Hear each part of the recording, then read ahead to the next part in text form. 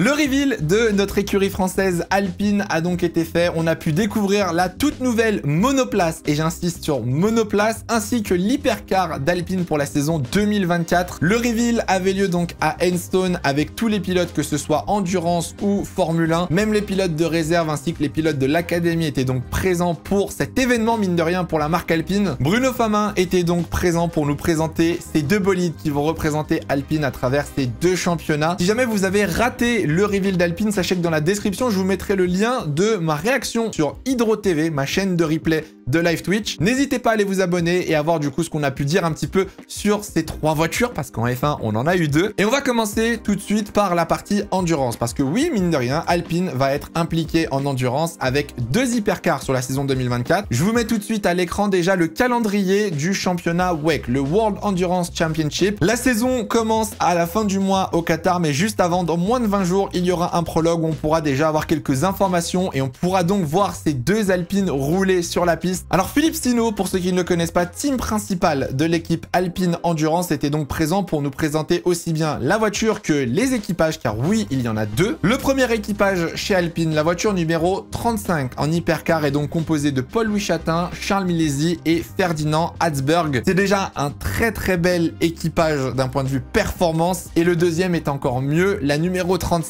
avec Nicolas Lapierre, Mathieu Vaxivière et Mick Schumacher au volant. Autant vous dire qu'Alpine a deux très bonnes line-up pour cette saison 2024. En plus de la livrée, on a donc eu l'annonce que Jules Gounon allait rejoindre le clan Alpine en tant que pilote de réserve. Pour ceux qui ne connaissent pas Jules Gounon, il s'agit d'un excellent pilote français en GT et en endurance, champion en ADAC GT Master, en GT World Challenge, vainqueur des courses les plus mythiques en endurance comme les 24 heures de Spa, Bathurst et j'en passe. Je vous le dis honnêtement, Alpine a un line-up de fou furieux en hypercar. Donc j'ai vraiment hâte de voir ce que ça va donner. Concernant la livrée, l'Alpine est magnifique. Honnêtement, je pense que l'Alpine hypercar est plus belle que la Formule 1. Forcément pas de BWT, donc pas de rose sur la voiture. On retrouve un bleu Alpine avec une petite touche aussi aux couleurs de Elf. Le drapeau bleu, blanc, rouge sur l'arrière de l'hypercar. Vous me direz dans les commentaires ce que vous pensez de cette voiture, mais j'ai vraiment hâte de la voir rouler en piste. Faut pas oublier que c'est la première année d'Alpine en hypercar. Faut pas non plus s'attendre à des miracles non plus. L'objectif premier va être la fiabilité. Philippe Sino l'a expliqué, d'abord on travaille sur la fiabilité de la voiture, que ce soit sur des relais courts, sur des relais longs. Alpine a même poussé apparemment son hypercar sur un relais de plus de 30 heures afin d'être sûr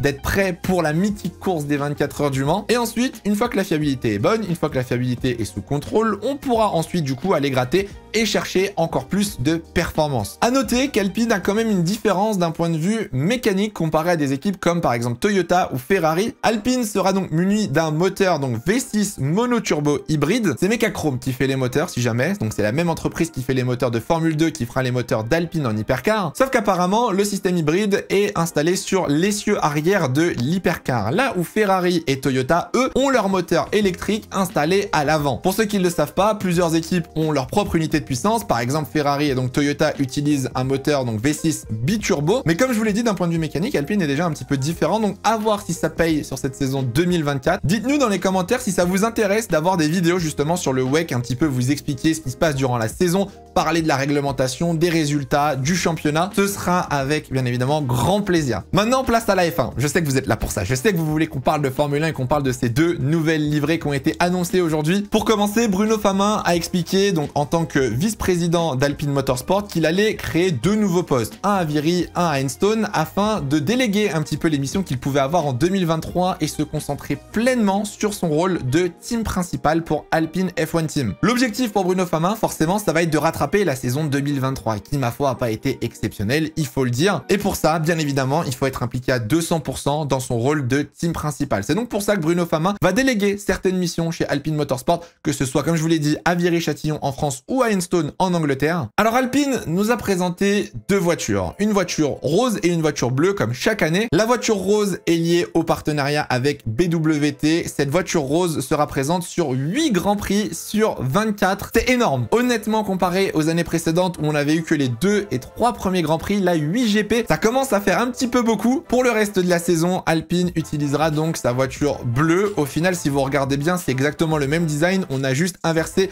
le bleu et le rose sur les deux voitures, donc il n'y a pas de gros changement. Juste avant de vous parler d'un point de vue technique de la voiture 2024, je voulais revenir forcément sur le débat qui est en train de se faire avec l'utilisation du carbone sur les voitures de 2024. On en avait parlé sur les dernières vidéos et sur les derniers reveals, mais le carbone va être utilisé par quasiment toutes les écuries de Formule 1. L'objectif, c'est de gagner du poids sur la peinture, de se rapprocher du poids réglementaire en Formule 1, et forcément ça fait grincer les dents parce qu'on se retrouve avec quasiment toutes les voitures qui sont couvertes de carbone et donc noires. Alors ça pourrait être un excellent sujet de vidéo. Est-ce que la F1 doit intervenir? Est-ce qu'une règle doit être mise en place afin que les Formule 1 gardent leur identité, que ce soit au niveau de la couleur ou au niveau du design, ou alors c'est aux équipes peut-être de faire un effort? En tout cas, j'ai vu beaucoup de gens reprocher à Alpine d'avoir justement une voiture noire. Les gars, ça fait partie de la performance. C'est normal qu'une équipe de Formule 1 essaye de gratter des dixièmes là où elle peut, et si c'est enlevé de la peinture, je vois pas où est le problème. Dites-moi dans les commentaires si vous trouvez aussi que l'Alpine F1 est un petit peu trop noire. Malheureusement, c'est vrai que beaucoup de gens imaginaient, alors déjà, ceux qui imaginaient une Alpine rose camo, vous vous êtes fait totalement avoir, mais c'est vrai que pas mal de personnes imaginaient une voiture totalement bleue, et là c'est vrai que le noir est vraiment la couleur principale sur cette livrée, que ce soit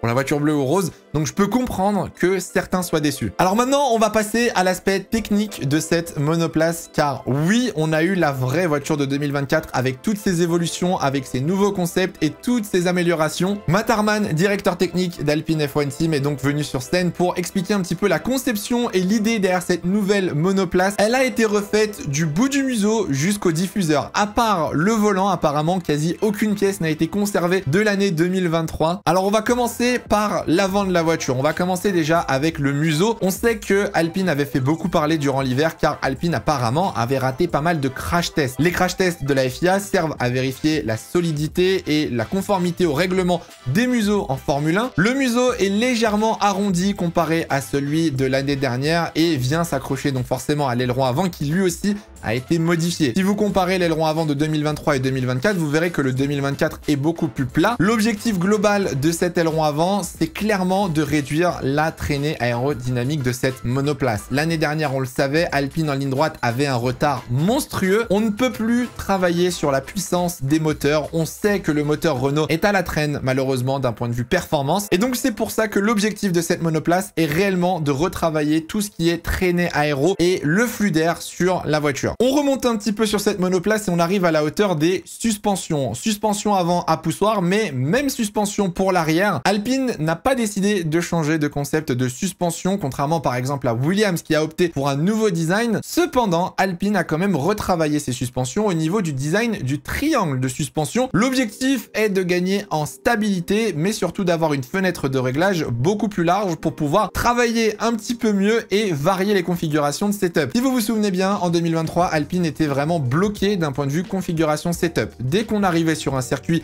à grande ligne droite, à grande vitesse, Alpine n'était quasiment jamais performant. Ce travail sur les suspensions a pour but justement de pouvoir varier les configurations de réglage et pouvoir s'adapter sur quasiment tous les circuits afin d'être performant quasiment chaque week-end. C'est l'objectif au final. Je pense que je ne vous l'apprends pas, mais le travail des suspensions en Formule 1 est primordial forcément. C'est ce qui permet la stabilité et aussi la gestion des pneus de votre voiture. Donc Alpine a dû travailler là-dessus, a dû se casser la tête pour essayer d'évoluer. Un autre changement pour Alpine au niveau de l'entrée d'air sur la cheminée. Au-dessus de la tête du pilote, Alpine a légèrement agrandi son entrée d'air. Vous la verrez un petit peu plus carrée, un petit peu plus large. Il faut noter aussi le travail sur le capot moteur et le shark fin. C'est qu'une petite évolution qui ne restera peut-être pas, mais on voit des petites vagues. On voit que le shark fin a été retravaillé sur le capot moteur. Vu qu'on est actuellement sur le capot moteur, je profite pour le préciser, mais sur la voiture présentée, il n'y avait pas de grille entre guillemets sur le capot moteur. Néanmoins, on voit quand même un espace sur la voiture qui potentiellement pourrait accueillir une aération afin